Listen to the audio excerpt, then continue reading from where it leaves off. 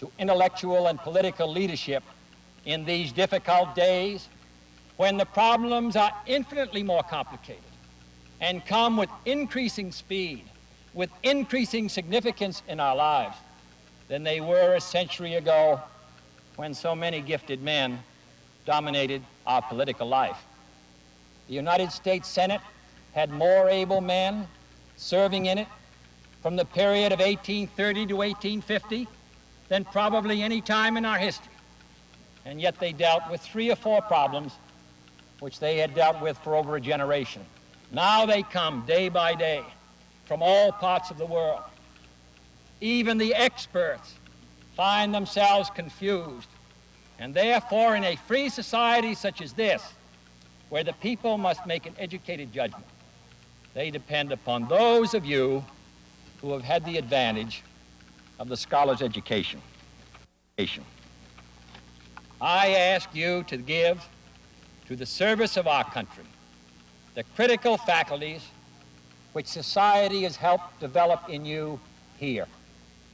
I ask you to decide, as Goethe put it, whether you will be an anvil or a hammer, whether you will give the world in which you were reared and educated the broadest possible benefits of that education. It's not enough to lend your talents to deploring present solutions. Most educated men and women, on occasions, prefer to discuss what is wrong rather than to suggest alternative courses of action. But would you have counted him a friend of ancient Greece?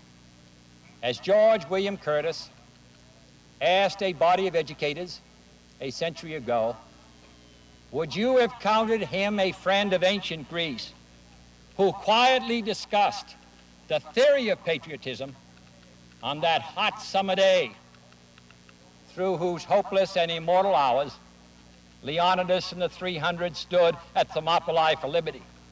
Was John Milton to conjugate Greek verbs in his library when the liberty of Englishmen was imperiled? This is a great institution with a great tradition and with devoted alumni and with the support of the people of this state. Its establishment and continued functioning, like that of all great universities, has required great sacrifice by the people of North Carolina. I cannot believe that all of this is undertaken merely to give this school's graduates an economic advantage in the life struggle. A university, said Professor Woodrow Wilson, should be an organ of memory for the state, for the transmission of its best traditions. And Prince Bismarck was even more specific. 1/3 of the students of German universities, he once stated, broke down from overwork.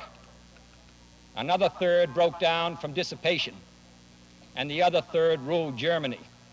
I leave it to each of you to decide in which category you will fall.